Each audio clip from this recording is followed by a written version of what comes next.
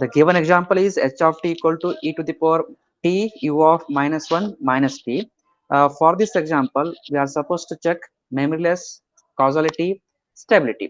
So first I will sketch. In this case, two operations are involved: time shifting and reflection.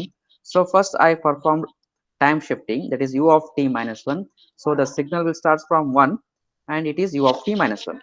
So in order to get u of minus t minus 1, for this we have to perform reflection operation. Hence t is replaced by minus t. So that will what, that will get a reflection. So here t equal to 1 is there, that is replaced by minus 1, minus 2, so on. But in this case, for u of minus 1 minus t, we are supposed to multiply e to the power t.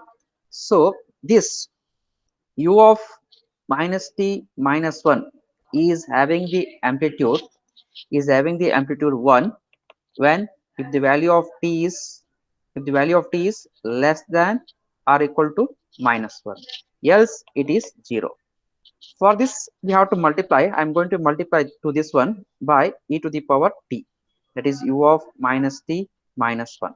So this is nothing but 1. This is nothing but 1.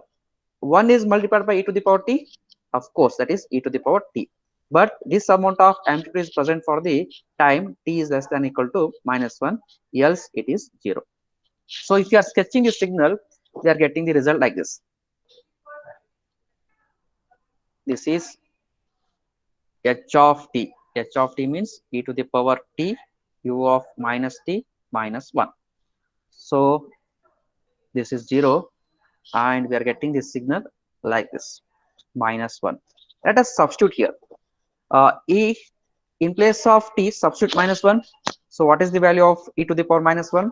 Here I will take e to the power minus 1.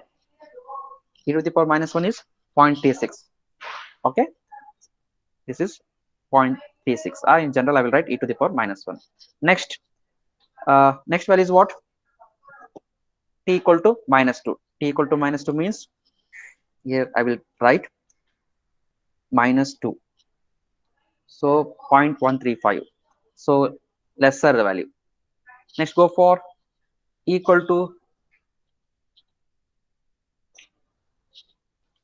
minus 3. So that is also lesser.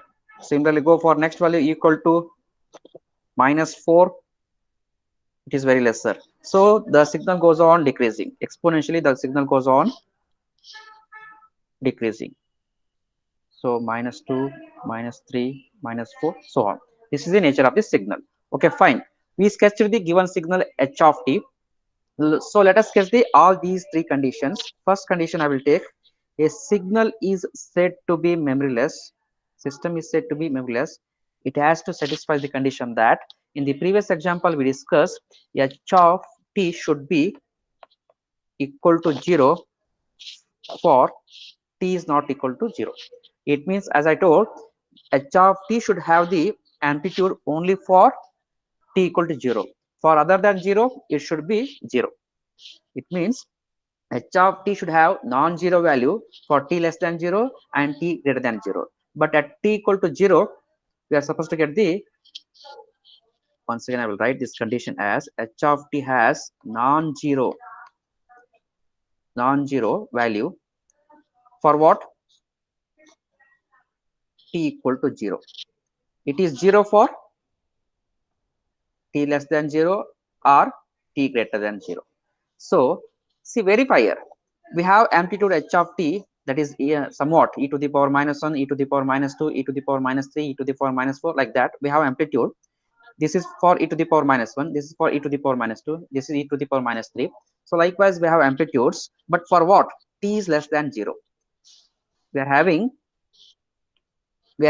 h of t to the power e to the power t for t less than minus 1. Here I have written here. This is nothing but h of t. Same thing I written here. H of t equal to e to the power t for t less than minus 1.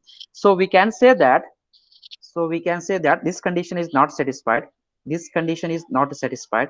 Hence we can say that system is not memoryless. Okay, fine.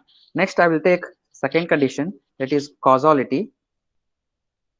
The second condition, causality. First, I will write the mathematical condition for a system is said to be causal. That is, h of t is equal to 0 for t less than 0. This is the condition for causality. See here, already we got equation here. Already we got equation here. This is the equation, h of t equal to e to the power t, or we can, in short, we can write h of t equal to e to the power t for t less than minus 1. So straight away we can say that, hence, so h of t should be equal to 0 for t less than 0. But for t less than 0, we are having amplitude e to the power t. Hence, we can say that, hence the system is non-causal. Hence, the system is non-causal. Okay.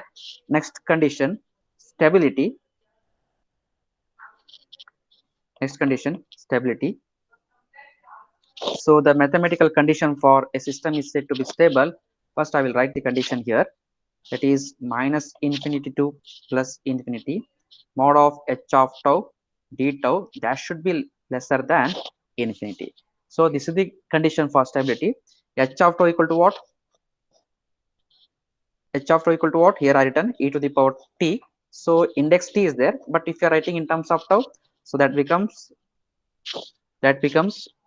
minus infinity.